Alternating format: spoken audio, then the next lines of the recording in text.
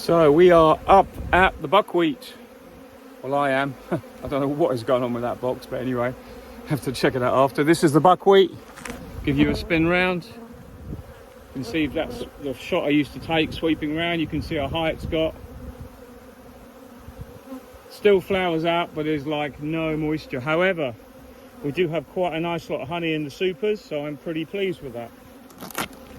Nice boxes of honey. Probably on average about 2 supers per hive, so worth doing it. There's the nuke I've just made.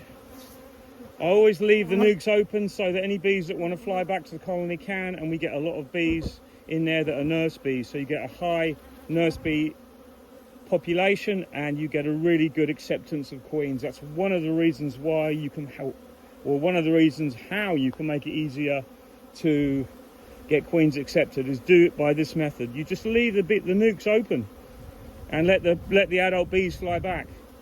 So here's the queen I've just put in the cage. Obviously you can't find all the queens, you know, but you can find most of them. Bees are getting really granty, they're not very nice today. Maybe because I've just caged their queen. You can probably see her in there, running around. She's a white dot queen. Where's she gone?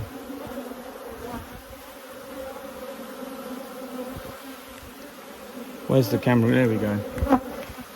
So I actually got this from another hive, this cage, because this one didn't have one in and the other one had 2. So I haven't really cleared it up, but there's the queen. You can see her running around in there, the white dots. She'll stay in there for 24 days. The bees will also increase in numbers because I'll obviously harvest the honey in a few days. And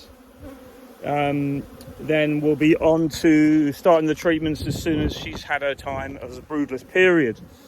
So it's interesting because a lot of people say, oh, you must be harvesting honey now, surely it's well ready because it's so dry. Well, of course it is, but I can't do everything at once.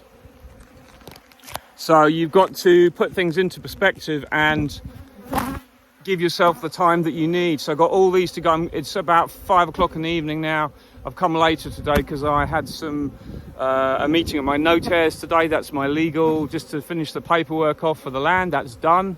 So I'm now the sole owner, which is great. That all went okay. And also I've had to do some work on the equipment I'm buying today, and that's gone great as well. But overall, it's all moving forward, but it's just, I've got to get the work done as well. So, you know, lots of buckwheat. It's great to be able to have the truck right alongside, as I said, and it means you can get all your stuff done. Yep, that's hornet juice.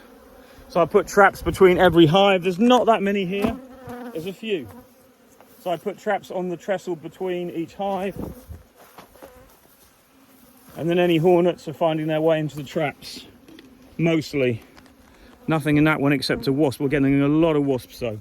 So I have this thing as well where I know we shouldn't be trapping wasps, and I know we should accept that they do a lot of good, but in exceptional years there's just way too many and the balance is completely offset. So if anyone can come up with an argument as to why we shouldn't put wasp traps out in the bad years, because everywhere here has terrible wasp problem. So I don't see any problem with trapping wasps, because if you can reduce the stress on your colony a little bit, then obviously that's only going to be a good thing, because it all helps. But anyway, there you go, the buckwheat, and it's a success. So I'm pleased. This won't yield any more really now, not unless we have rain, and there's nothing forecast for the next 2 weeks. So I will come back here, put the clearer boards on and harvest, and then just take the bees away and probably treat them in another apiary, because I have got an apiary that is still empty.